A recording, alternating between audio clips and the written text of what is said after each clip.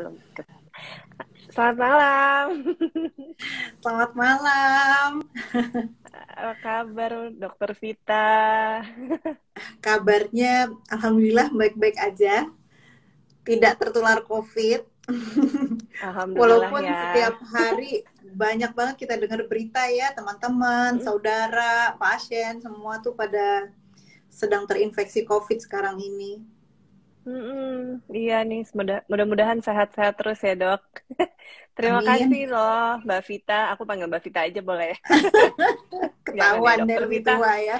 Dokter Vita, terima kasih ya sudah mau meluangkan waktu malam ini untuk ngobrol-ngobrol. Karena kan ini menjadi suatu, ya kita juga semua menghadapi ini udah gelombang ketiga dan kebanyakan juga anak-anak banyak terinfeksi, apalagi juga sebagian masih ada yang pembelajaran tatap muka kan, jadi mungkin kekhawatirannya berbeda lagi nih pada saat sekarang ini.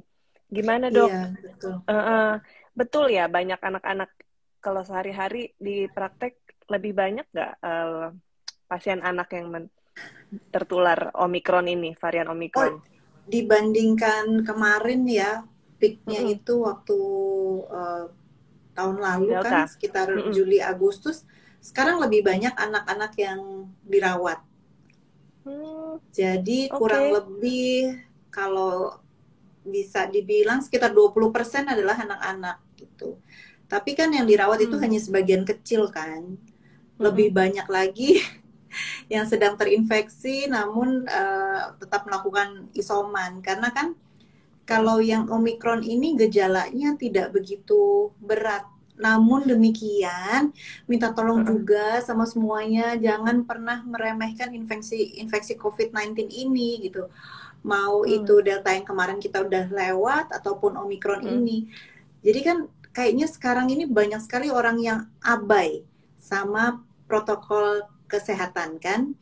Jadi kayaknya kita udah euforia dengan keadaan kemarin setelah gelombang Delta itu lewat, kan adem ayem keadaannya ya, jarang banget itu tuh sampai di rumah sakit rawat nggak pernah kosong sih, cuman dari yang tadinya ratusan sampai akhirnya di bawah 10. Nah itu kan suatu prestasi banget ya buat kita semua, buat pemerintah Indonesia sudah bisa meredam infeksi COVID sedemikian.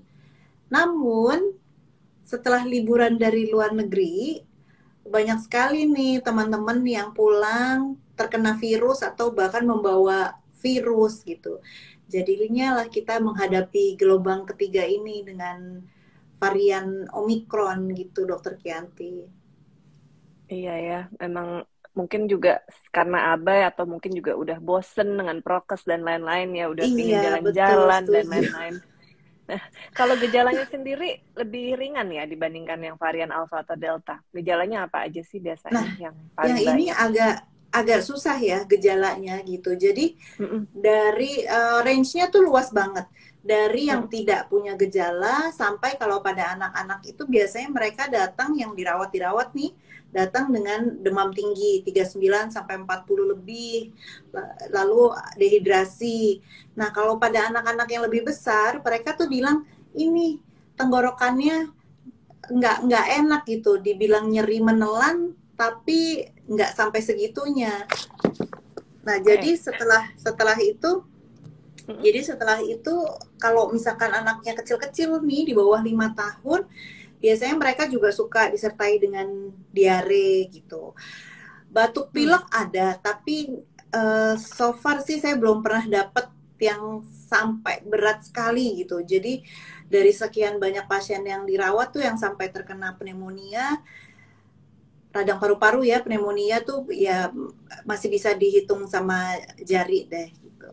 Nah, tapi kan kalau anak-anak di atas 6 tahun, nah vaksin COVID kan sudah bisa diberikan nih ya, Dokter Kianti. Ya.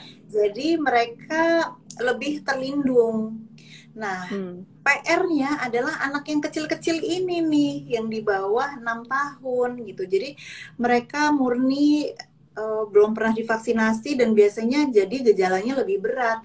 Apalagi kalau anak yang lebih kecil, otomatis kan saluran napasnya lebih kecil. Jadi apabila terjadi peradangan di situ, Nah, itu mereka akan mengalami peradangannya, gejalanya lebih hebat dibandingkan orang dewasa gitu. Karena kan Betul. ngebayang ya, maksudnya dalam keadaan biasa aja saluran napasnya lebih lebih kecil, gimana kalau saluran napas itu bengkak, meradang gitu. Betul. Belum lagi kalau anak-anak kan nggak bisa dikasih pengertian. Ayo, kamu lagi sakit, kamu mesti minumnya yang banyak. Aduh, udah nggak bisa deh dibilang kayak gitu. Yeah.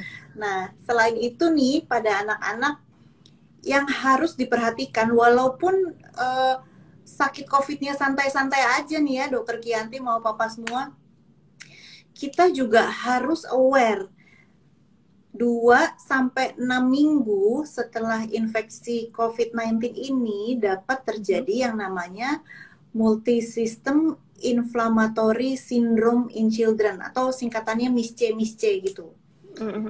Ngetopnya gitu, kalau misalkan mau searching, mau cari itu MISC. Dan kalau misalnya infeksi COVID, kita masih bisa prediksi. Jadi misalkan orang-orang dengan komorbid, orang-orang dengan obesitas, atau penyakit paru kronik, atau imunodefisiensi ya, daya tahan badannya nggak bagus, nah kemungkinan mereka sakit COVID-nya bisa lebih berat. Jadi kita bisa melakukan pemetaan, jadi sudah bisa meramalkan, oh kalau orang-orang seperti ini kita mesti lebih hati-hati. Namun tidak demikian dengan si MIS-C ini. MIS-C ini nggak bisa diramalkan sama sekali. Bisa terkena siapapun, usia berapapun ya, terbanyak di bawah 12 tahun. Dan walaupun sakit COVID-nya tuh tenang-tenang aja gitu. Nah, jadi betul-betul vaksinasi ini yang lapis pertama yang bisa melindungi anak-anak dari, menurut penelitian, dari angka kejadian MIS-C tersebut gitu. MIS-C itu apa? Bingung ya. MIS-C. Iya. Tulisannya MISC, MIS-C bacanya ya. Jadi MIS-C ini adalah peradangan hebat yang terjadi setelah infeksi COVID-19 gitu. Gejalanya bisa macam-macam. Gejalanya bisa apa aja. Jadi pesannya nih buat mama papa semua ya, kalau sudah negatif anaknya dan dalam 2 bulan ke depan, misalnya ada demam, misalnya ada merah-merah di kulit, atau ada diare yang lumayan hebat lah ya, itu mesti dibawa periksa ke dokter deh, betul-betul. Karena nggak semua orang aware dengan MIS-C ini ya. Alhamdulillah sih, kemarin mungkin karena saya kerjanya di rumah sakit swasta, dan sekarang kan informasi udah bisa didapat dari manapun. Itu angka kejadian MIS-C-nya tinggi, tapi alhamdulillah semua dapat tertangani dengan baik. Karena apa? Karena orang tuanya well informed gitu. Jadi mereka datang udah gini, dok, kayaknya anak saya MIS-C deh. Aduh, enak banget tuh kalau punya pasien kayak gitu, udah pinter-pinter. Nah, tapi ini kan kita kan tinggal di Indonesia yang luas ya, mungkin informasi nggak bisa merata untuk bisa mencapai pulau-pulau dan daerah-daerah terpencil. Jadi kalau teman-teman di pinggiran tuh sering mendapatkan kasus ini datang sudah terlambat. Jadi karena terjadi peradangan hebat di seluruh tubuh, itu bisa ya, suka-suka dia mau peradangannya di mana. Kalau terjadi di otak, ya bisa terjadi ensefalitis. Iya, dan kalau udah terjadi ensefalitis itu peradangan otak, sudah pasti akan meninggalkan gejala sisa. Jadi anaknya sudah pasti cacat gitu. Terus sedih banget deh kalau ada kejadian gini. Lalu kalau misalkan menyerang jantung dan pembuluh darah, sudah pasti juga anaknya akan mendapat namanya kardiomiopati ya. Jadi jantungnya nggak bisa bekerja dengan maksimal. Begitu juga kalau kena organ-organ yang lainnya gitu. Jadi karena peradangan hebat ini, ya itu bisa meninggalkan gejala sisa. Kalau misalnya sisa tersebut ya, golden periodnya terlampau 2-6 minggu ya. 2-6 minggu. Nah, itu kan ada si MIS-C. Ada lagi yang si long COVID. Long COVID itu agak lama. Iya, jadi biasanya batuk-batuknya tuh menetap gitu sampai di atas 12 minggu. Nah, itu kita bilangnya itu gejala long COVID gitu. Jadi kalau ditanya anak-anak sama dewasa apa bedanya? sama aja sakitnya, cuman Mm-mm. anak-anak ini lebih susah diatur kan karena mereka nggak Betul, ngerti betul. kalau sakit mesti Iya. istirahat, kalau sakit Mm-mm. harus minum obat gitu. Mm-mm. Jadi PR-nya Oke. 2 kali lipat nih. Belum lagi ditambah orang-orang yang mengurus kadang-kadang kan juga sakit juga ya, jadi nggak bisa mengurus anak-anak ini dengan maksimal. Jadi walaupun Gitu. gejala Omikron ini dikatakan mirip-mirip flu gitu, cuma kita nggak bisa anggap remeh karena masih ada kemungkinan timbul MIS-C tadi ini 2 sampai 6 Iya, minggu ke depan, iya, atau bisa saja muncul long COVID pada anak ya, yang pastinya mengganggu tumbuh kembang mereka kan.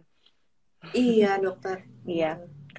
oke. Nah, kalau misalnya nih untuk mama papa di rumah nih, kalau ada timbul gejala nih dok, kan tadi gejalanya mungkin Iya, cuman nggak enak tenggorokan atau mungkin bersin-bersin gitu ya, atau apa sih tindakan pertama yang perlu dilakukan? yang pasti Mem- periksa swab ya. Harus periksa swab Iya, berkala ya nggak dok? bisa kita Mm-mm. memastikan tuh nggak bisa karena Mm-mm. itu yang ada gejala. Banyak juga yang nggak pakai gejala loh gitu. Mm-mm. Dan dia Jadi, sakitnya nggak pakai gejala, tapi kan dia bisa berpotensi menularkan ke orang lain juga. Nah, kalau anak-anak yang paling banyak ya gejalanya itu demam, batuk pilek, diare. Demamnya biasanya kalau yang dirawat sih sampai tinggi-tinggi banget ya. Cuman kalau yang dianjurkan untuk isoman biasanya sekitar 37, 38 gitu. mm-mm. Dan sekali lagi anak-anak susah ya minum obat. Iya. Mm-mm. Iya. Jadi kalau misalnya nggak dirawat di rumah sakit, kita jarang sekali menganjurkan untuk mengkonsumsi obat-obatan karena sampai saat ini obat-obatan yang obat-obatan yang dianjurkan untuk pasien yang sedang terinfeksi COVID itu kan bentuknya tablet. Jadi Oke. nggak bisa ditelan sama anak-anak. Mau nggak mau pilihannya hanya kita memberikan vitamin-vitamin dan boosting makanan yang sehat dan bergizi. Karena yang namanya virus kan ya Mm-mm. harus Jadi badannya sendiri yang lawan gitu.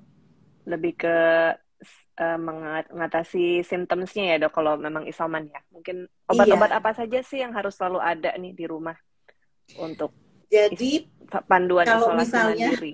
Mm-mm. iya, kalau misalnya mama papa mendapatkan anaknya terinfeksi COVID-19 pertama kali, misalnya ada gejala ataupun orang sekelilingnya sudah Positif. terinfeksi positif, kita harus memeriksakan memang.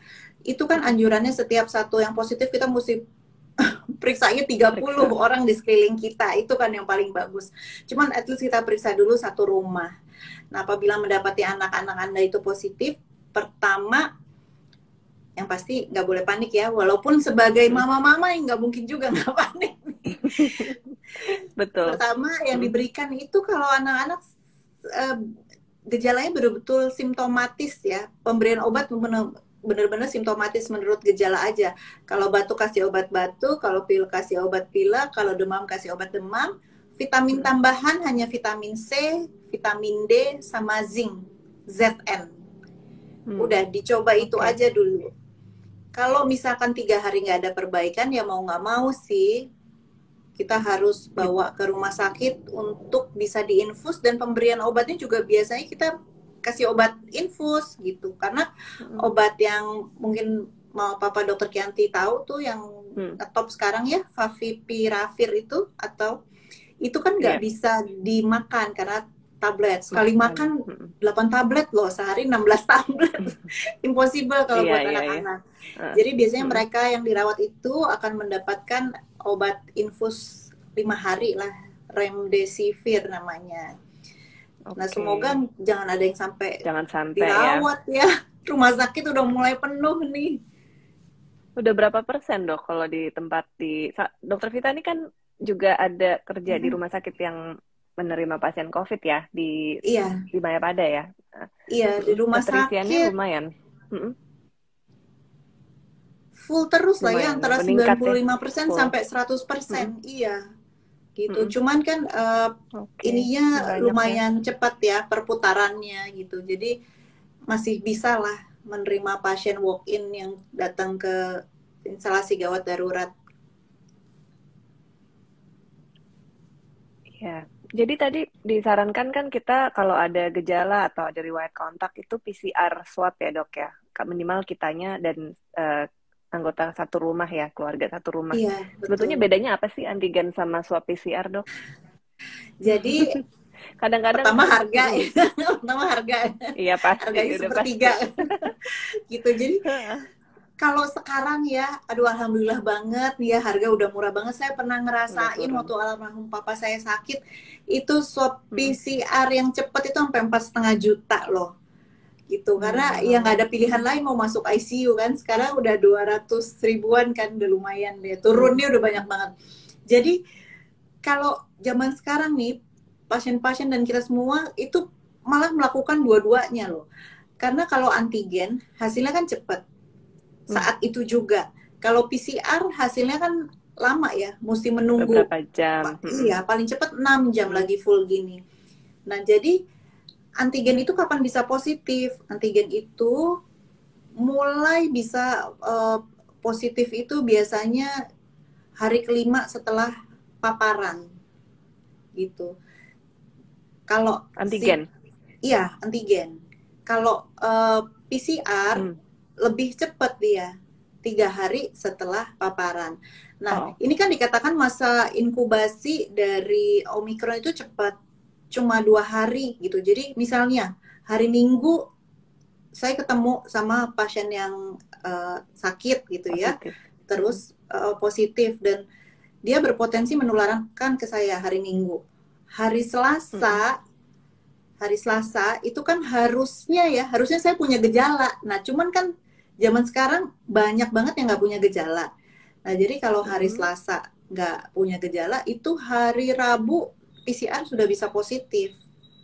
3 hari ya berarti ya dari kontaknya. Iya, Soalnya tadi ada nah, yang nanya nih, titip pertanyaan.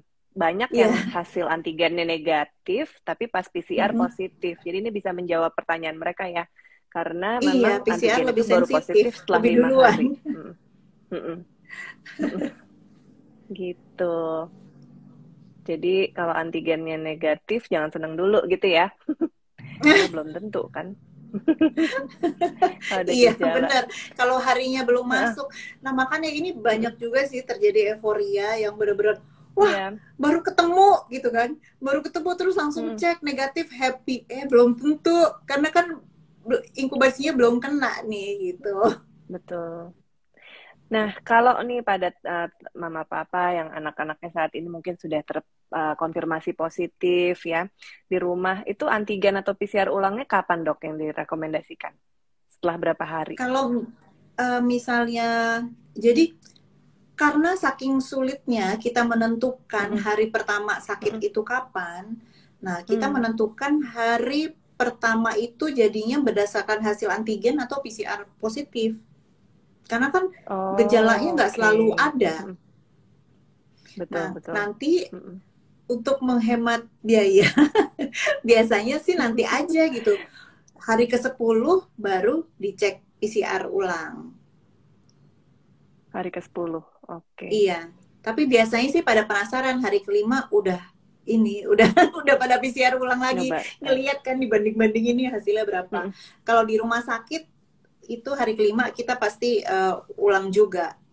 Kalau udah terjadi kenaikan CT pilihan dan mereka bisa pulang kalau misalkan gejalanya udah nggak ada. Tapi harusnya belum boleh sekolah ya kalau pada anak-anak yang riwayat sudah pernah Oh, positif, kemudian sudah iya mulai mesti sampai PTM, nah itu CT-nya. gimana tuh dok? Iya, mesti sampai CT-nya negatif. Nah, ini tentang masalah sekolah, ini masalah Mm. masalah tersendiri lagi. Lain lagi. Iya, kita Mm. dari Ikatan Dokter Anak Indonesia ini sebetulnya bukan bukan kontradiksi ya sama keputusan untuk PTM 100%. Cuman kalau Mm-mm. bisa jangan 100% gitu, terutama buat anak-anak yang kecil-kecil kan. Mereka kan Betul. belum pernah mendapatkan vaksinasi. Mereka belum bisa tertib prokes. Ya ditinggal mamahnya ke sekolah masih pakai. Ya semenit 2 menit kemudian juga itu masker udah dilepas. Cuci tangan juga belum tentu bisa benar. Lalu kadang misalnya ya, ini tidak memojokkan salah satu pihak, misalnya guru di sekolah bicara anaknya nggak bisa dengar dengan baik, buka dong maskernya gitu. Nah, anak-anak juga jadi belajar, oh kalau ngomong maskernya mesti dibuka gitu kan. Oh, Jadi mereka karena itu kan nyontoh ya. copycat ya, iya akan mencontoh apa yang ada di Iya. depannya. Nah, lain hal juga ada masalah vaksinasi nih. Aduh, saya tuh prihatin sekali dengan dimulainya sekolah yang terlalu cepat ya. Vaksinasi anak itu kan baru dimulai Januari ya? Desember tahun akhir. lalu, iya, Desember iya. Dimana vaksin itu baru diberikan 1 kali dan PTM sudah dimulai. Jadi belum efektif. Nah, efektif sebetulnya vaksinnya berapa itu lama sih efektifnya? Dan kalau sudah 2 dosis ya? Atau iya, 1 setelah dosis belum kan? 2 minggu setelah dosis kedua perlindungannya. Gitu. Jadi kalau baru 1 belum. Makanya ini kan banyak juga ya yang udah divaksin baru 1 kali anak-anak terkena COVID. Jadinya vaksinasinya harus mundur lagi gitu. Jadi buat mama papa yang anak-anaknya sedang terkena infeksi COVID, kalau misalnya vaksinasinya baru 1 kali, terus sudah keburu terinfeksi, nanti yang kedua diberikan setelah 1 bulan setelah sembuh gitu kalau sekarang protapnya. Jadi mundur. Jadi iya. Dan makin lama dapatnya. Iya. Dan kalau misalnya buat anak-anak yang lebih kecil yang usianya belum masuk untuk mendapatkan vaksinasi, iya di bawah 6 tahun. Ini kita betul-betul sangat merekomendasikan untuk mendapatkan vaksin influenza dan pneumokokus. Selain itu, vaksin-vaksin yang lain juga harus dipenuhi tuh yang menurut schedule dari Ikatan Dokter Anak Indonesia atau minimal yang disarankan sama pemerintah ya, imunisasi wajib tuh harus dilaksanakan semua. Karena itu bisa mencegah penyakit yang lain dan juga bisa mencegah terjadinya sakit yang sama-sama itu. Karena banyak juga loh Dokter Kianti yang anak sedang terinfeksi COVID, terus misalkan terinfeksi cacar air, itu sakitnya barengan. Padahal kan cacar air gitu. Iya, padahal cacar air kan ada vaksinnya. Iya, jadi sebaiknya kalau memang sudah masuk usianya diberikan. Dan kita juga minta tolong nih, karena anak-anak kita adalah generasi yang rentan ya, yang di bawah 6 tahun ini belum bisa mendapatkan vaksin COVID. Jadi sebisa mungkin sekelilingnya semua yang tinggal serumah, guru di sekolah dan juga keluarga itu kalau bisa memang mendapatkan vaksin-vaksin yang lain juga. Jadi selain kan kalau keluarga yang sudah dewasa bisa mendapatkan vaksin COVID, lalu sebaiknya juga diberikan vaksin influenza, vaksin pneumokokus, dan vaksin-vaksin lain yang sesuai usia gitu. Jadi kalau kita tidak bisa melindungi anak kita dengan vaksinasi, dengan prokes yang baik gitu, at least orang-orang di sekelilingnya jangan sampai sakit gitu, supaya anak ini tidak tertular. Jadi kita saling melindungi lah gitu. Lindungi dulu diri kita, diri orang di sekeliling kita, dan jangan lupa di sekeliling kita ini juga ada anak-anak gitu. Jadi buat mama papa yang di rumah nih, Dokter Kianti juga jangan melupakan ya, di rumah itu kan kadang kita nggak hanya tinggal sama keluarga. Ada mungkin pekerja di rumah yang pulang pergi, ada supir, ada ART, ada babysitter. Kita juga harus melindungi mereka dengan vaksinasi, selain vaksinasi COVID ya, vaksinasi influenza, pneumokokus, dan juga sesuai usia. Jadi jangan sampai juga orang-orang di sekeliling anak-anak ini sakit, karena anak-anak ini benar-benar gampang ketularan dari orang dewasa. Dok, ini ada pertanyaan nih dari teman-teman di sini. Ada yang bertanya soal rinitis alergi. Rinitis alergi itu kan gejalanya suka bersin-bersin, pilek. Nah, itu sebetulnya anak-anak yang menderita alergi begitu lebih rentan nggak ya, Dok, menderita COVID? Iya, jadi itu pasien alergi kan berarti daya tahan badannya eh, kurang ya dibandingkan dengan anak-anak normal. Jadi kita bilang anak-anak alergi ini anak-anak dengan imunodefisiensi gitu. Sistem imunnya kurang kurang baik karena mereka terlalu sensitif gitu. Iya, mereka lebih mudah terkena infeksi COVID dan sebelum infeksi COVID juga untuk anak-anak alergi ini kita malah bukan merekomendasikan lagi vaksinasi yang vaksinasi influenza dan pneumokokus gitu yang berhubungan sama saluran pernapasan. Kita malah mewajibkan bagi mereka untuk mendapatkan vaksinasi tersebut.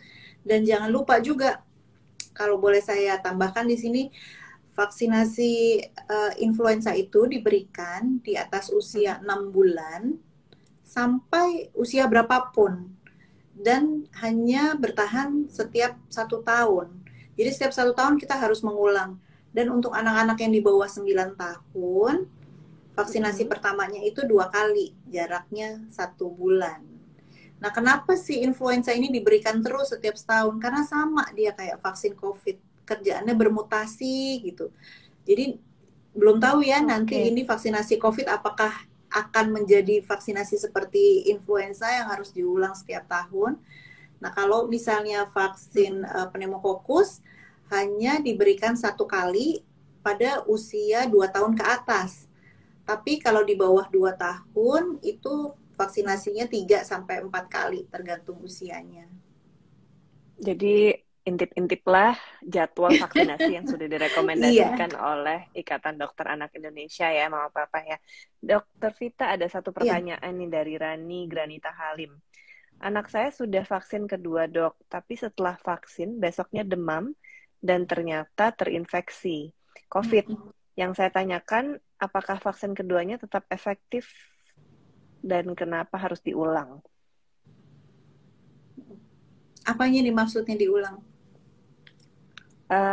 Vaksinasi keduanya itu sebetulnya efektif tidak? Karena kan setelah divaksinasi ternyata besoknya terkonfirmasi positif terinfeksi COVID gitu.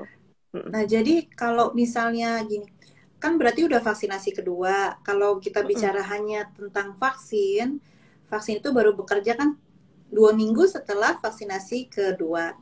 Nah, tapi ini kan belum ya, baru 1 hari. Jadi kemungkinan saat diberikan vaksin yang kedua, berarti anak ibu sudah terinfeksi gitu, cuman belum mengeluarkan gejala. Kalau misalkan ditanya vaksinnya bekerja atau tidak, ya tetap bekerja gitu. Apalagi kan sekarang udah mendapatkan infeksi alami. Jadi harusnya lebih tinggi antibodinya dibandingkan dengan kita memberikan vaksin. Oke. Terus ada juga pertanyaan nih, Dok.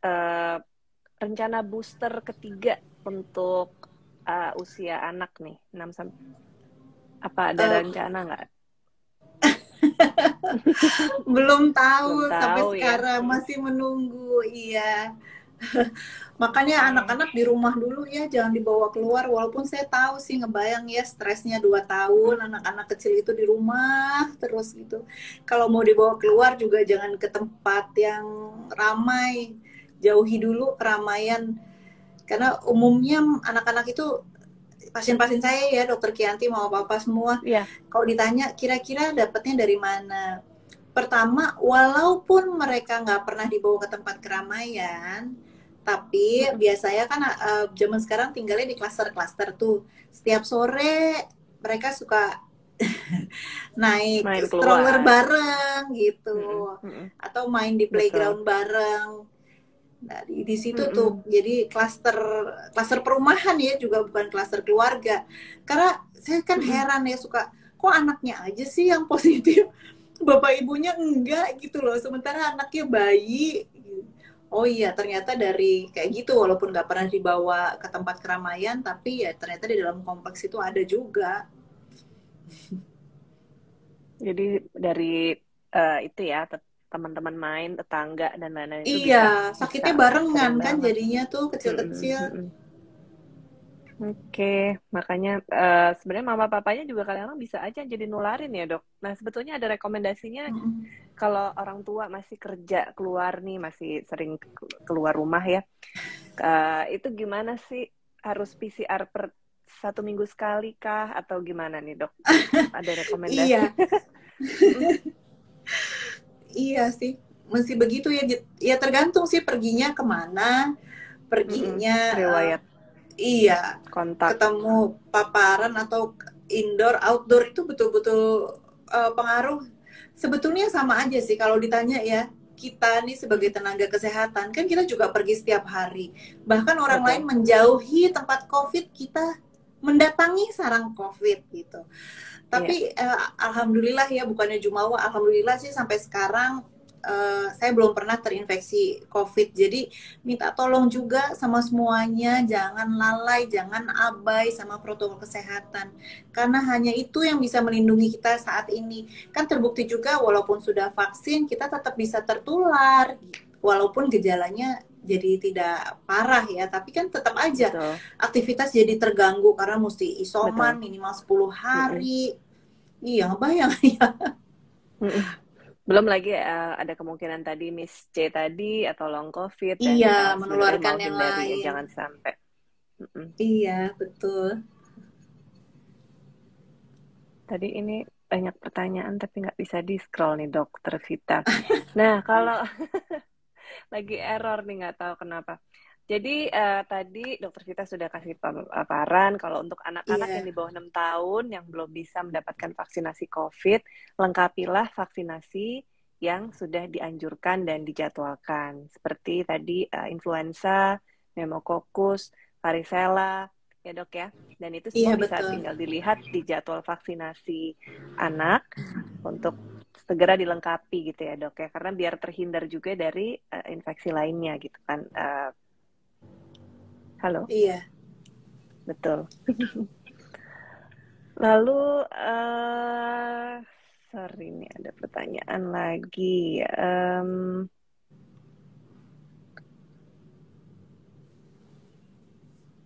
Nah, dok, ini ada pertanyaan dari Missy Misu. Untuk anak-anak selama minggu kedua sampai ke-6, follow-up-nya apa yang diperiksa supaya yakin tidak terkena Miss C tadi? Kan tadi dokter Vita ada sempat sebutkan Miss Iya, C ya. Nah, follow-up apa saja sih yang perlu dilakukan? nggak pernah tahu, nggak ada apa-apa. Jadi pokoknya begitu dinyatakan anak kita sembuh, anak kita negatif, disitulah kita mulai hari pertama hitung sampai 6 minggu ke depan. Karena ya itu, kalau Misce ini kita nggak bisa memetakan komorbid apa yang bisa bikin dia jadi misce, atau memang karena tinggal di daerah mana ketularannya, mau varian apa, karena sama semua kejadiannya, mau varian apa aja kejadian misce itu ada gitu. It could happen to Ya, anyone, nggak bisa diramalkan. Direkomendasikan nggak pemberian vitamin C, vitamin D, dan zinc tadi diteruskan sampai 6 minggu? Atau cukup pada Sebetul saat positif saja? Sebetulnya sih kalau yang vitamin D buat pasien-pasien yang dirawat sih kita cek juga ya. Vitamin D itu bisa dicek dari darah, jadi tergantung kadarnya. Kalau kadarnya masih rendah, kita tetap melanjutkan, dan boleh dilanjutkan terus vitamin D-nya untuk maintenance. Kalau vitamin C iya, tapi dosisnya aja diturunin. Tidak perlu setinggi waktu saat sakit. Vitamin C itu kan kalau lagi sakit COVID bisa, tergantung usia juga ya, cuman bisa sampai di atas 1000 miligram, di atas 1 gram tinggi itu. Dan ya kalau untuk maintenance hari-hari, iya 500, tergantung usia juga. Kalau anak semua tergantung usia. Iya, kalau anak. Jadi kalau anak-anak sekitar 100-200 saja udah cukup gitu. Kalau vitamin D juga tergantung usia. Misalnya masih bayi 400, nanti di atas 1 tahun 800. Dan kalau sampai anak besar dan obesitas tuh sampai 5.000 juga boleh buat maintenance. Kalau zinc untuk sehari-hari buat maintenance juga boleh. Sebetulnya semua vitamin itu buat setiap hari nggak apa-apa, tapi kembali lagi tergantung dosis yang Dosisnya dimakan ya. berapa. Iya, karena kalau nggak perlu Oke, kan nanti juga nggak dipakai badan, dia akan keluar terbuang lagi ya. lewat urin, malah berat-beratin ginjal. Betul, betul. Oke, jadi harus diperhatikan juga ya. Tadi kalau untuk kadar vitamin D itu kadang kan memang karena memang di dalam rumah terus, nggak bisa keluar, terus mungkin asupan kurang. Kadang-kadang vitamin D-nya juga kurang ya dok ya. Iya, Uh-uh. banyak sekali. Jadi Mm-mm. dari pokoknya ya setiap kali saya periksa nih hasil vitamin D mungkin dari 10 anak, 8 anak tuh selalu defisiensi vitamin D. Itu Defisiensi. juga terjadi sama diri saya. Penasaran dan pengen Sama tahu. sih. Mm-mm. Iya, jelek juga tuh ternyata. Iya, iya. Karena kita kurang paparan matahari juga ya dok, itu pengaruh sekali Iya, nggak sih? bener. Mm-mm. Indoor terus mainnya. Dok, ada pertanyaan lagi nih dok dari Ibu Iya. Ayu Nyut. Apa saja yang harus dipersiapkan orang tua agar tidak khawatir anak melakukan PTM? Karena masih PTM nih kelihatannya di tengah wabah Omikron ini yang lagi tinggi. Memang Iya, sih PTM-nya sudah dikurangi ya, tapi kan masih ada iya. nih, masih 50% kalau nggak salah di DKI. Nah, pertama sih pastikan jangan 100% yang masuk, misalnya Mm-mm, 50%. Lalu mesti mm-mm, dipastikan juga di kelas kan, hmm, menurut info Omikron itu menularnya kan cepat banget ya, karena dia punya mm-mm, apa sih, kalau virus tuh ada duri-durinya, ada spike, jadi gampang mm-mm. banget kalau udah eh, nempel di kita Nempel langsung di luncep vesikel. gitu, masuk. Mm-mm, Jadi pastikan juga jarak antar anak 1,5 sampai 2 meter gitu. Saya rasa mm-mm. agak susah itu dipraktekkan. Maksudnya kalau di dalam kelas memungkinkan, Susah. tapi biasanya Oh, ya, biasanya mm-mm. kan kalau udah keluar dari kelas itu juga protokol kesehatan udah sering abai gitu. Namanya juga anak-anak. Jadi kalau misalnya mama papa bisa memastikan hal tersebut, ya silahkan bawa anaknya untuk PTM. Dan dipastikan juga ya anak-anak yang PTM itu bukan anak-anak yang mempunyai penyakit kronik, yang sedang Mm-mm, dalam pengobatan steroid misalnya. Steroid itu biasa mm-mm, diberikan pada anak-anak dengan keadaan imunodefisiensi gitu. Misalnya mm-mm. anak dengan Asma gitu mungkin. autoimun. Heeh, Ya, jadi mm-mm. untuk anak-anak tersebut dengan penyakit kronik dan sistem imun yang kurang bagus lebih baik di rumah dulu deh, jangan jangan PTM gitu ya. Kalau boleh nanti bisalah minta dokter anaknya dibuatkan surat untuk ke Surat sekolah ya. gitu. Jadi paham sekali Heeh, sih ya dokter Kianti, mau papa mm, semua kita mengalami ini ya, learning loss kan sekarang ini. betul. Tapi Mm-mm, kalau kita nggak bersama-sama untuk bisa melakukan protokol kesehatan, untuk bisa menahan angka kejadian ini tidak menjulang tinggi seperti sekarang mm-mm. ini, tentunya mau berapa tahun lagi learning loss ini dapat terjadi gitu. Jadi memang kita harus bahu membahu bekerja sama supaya gelombang ini lekas berlalu, jadi supaya semua persoalan ini dapat dikendalikan dengan cepat gitu. Jadi memang nggak boleh terburu-buru sih. Yang utama itu Ya, pengendalian gelombang ini aja dulu. Yang lain masih betul, bisa betul, dikejar. Sekolah masih bisa dikejar. Pelajaran masih betul. bisa dikejar. Tapi kalau kita sakit, apa yang bisa kita lakukan? Nggak ada.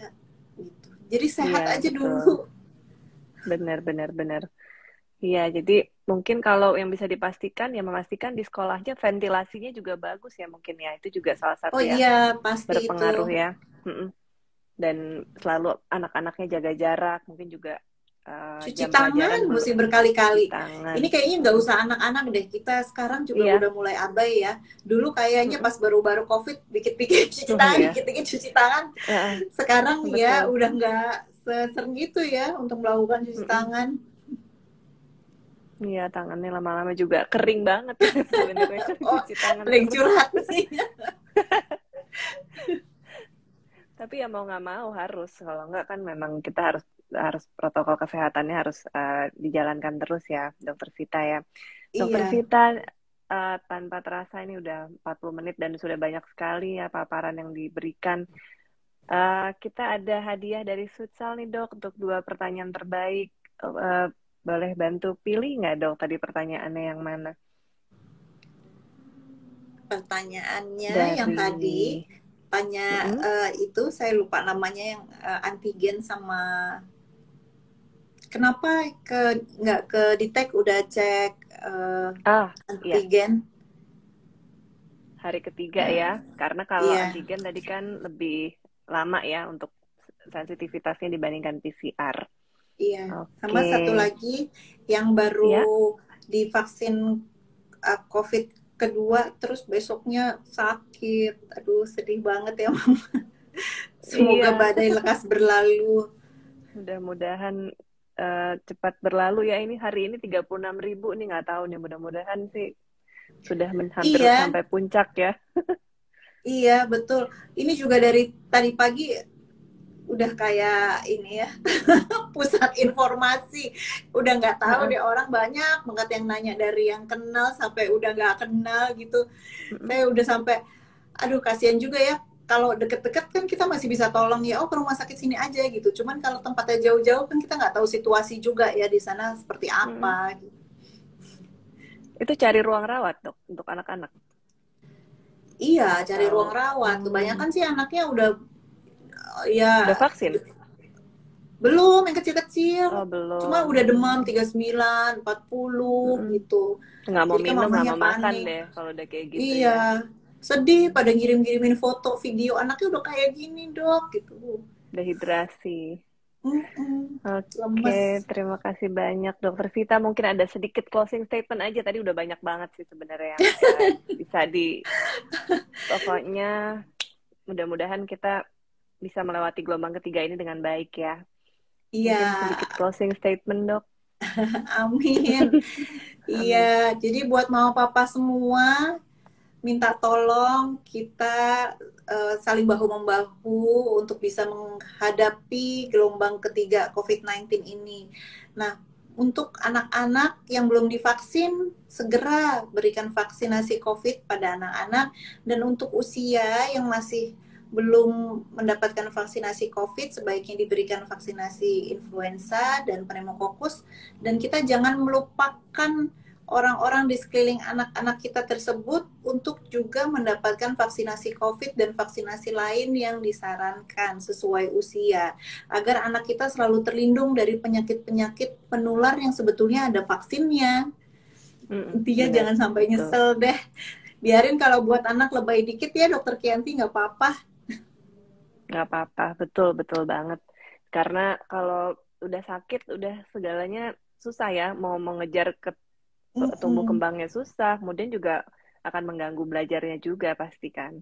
Jadi lebih baik sehat Iya, dulu, yang lain nanti bisa dikejar. Terima kasih banyak Dokter Vita atas paparannya sama-sama. untuk undangannya malam ini. Sehat-sehat selalu ya dok. Amin. Iya, Mudah-mudahan kita ketemu bye-bye. soon offline. Iya, dah. Terima kasih banyak. Dadah.